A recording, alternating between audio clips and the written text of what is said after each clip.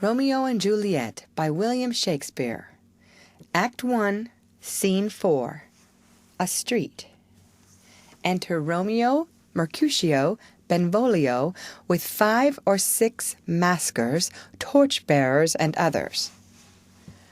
What, shall this speech be spoke for our excuse, or shall we on without apology?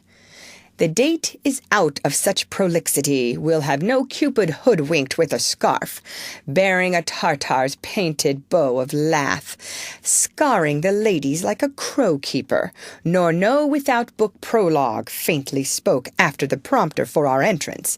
But let them measure us by what they will, we'll measure them a measure and be gone.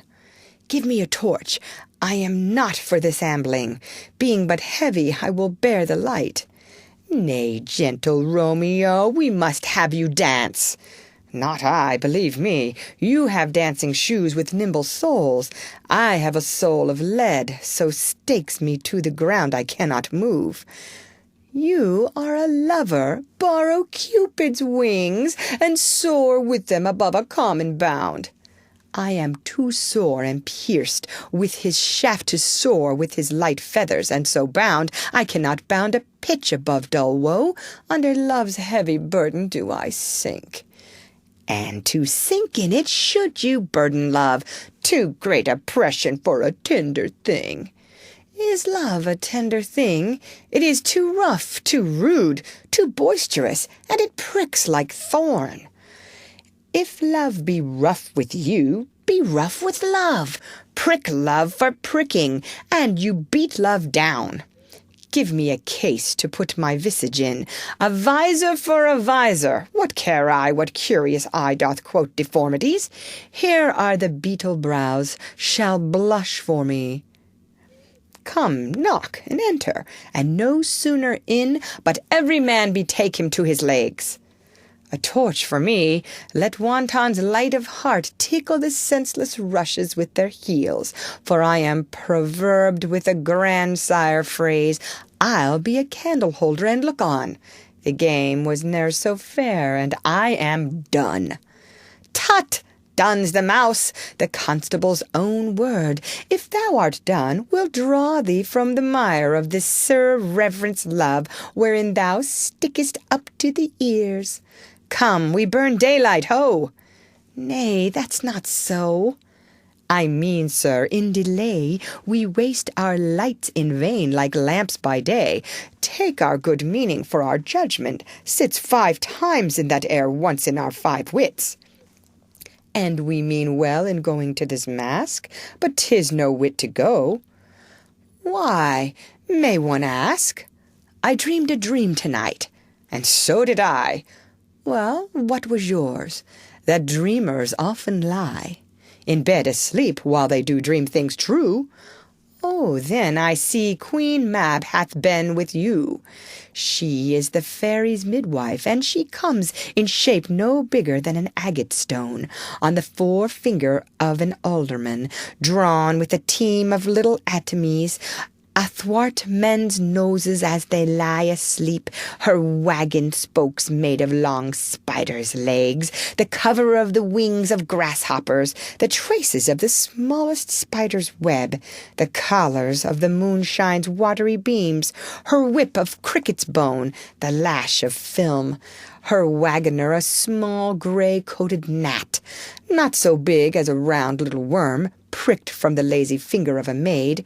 Her chariot is an empty hazelnut, made by the joiner's squirrel or old grub, time out of mind the fairy's coachmakers.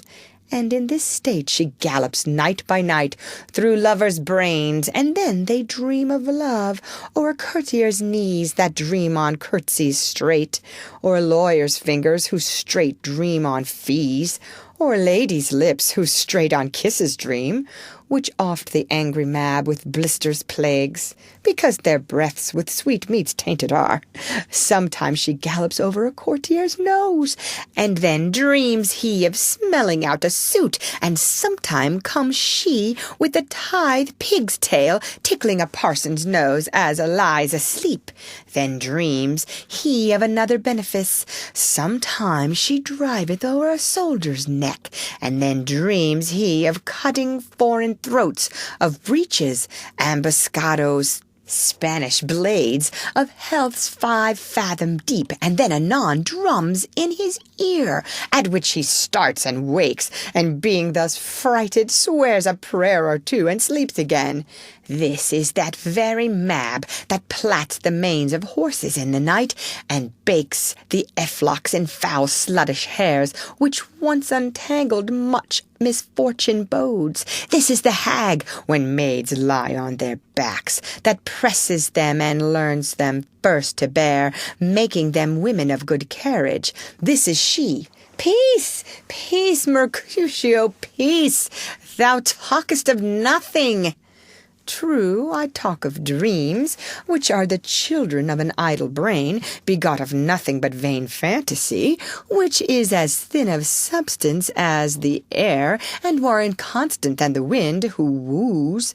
Even now the frozen bosom of the north, and being angered, puffs away from thence, turning his face to the dew-dropping south.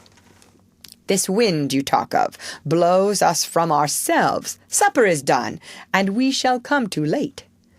I fear too early, for my mind misgives some consequence yet hanging in the stars shall bitterly begin his fearful date with this night's revels, and expire the term of a despised life closed in my breast by some vile forfeit of untimely death.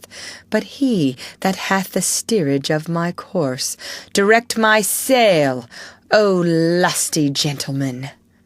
Strike drum! They exit. End of Scene 4. Read by Lorraine Montgomery for Lit to Go on the web at fcit.usf.edu.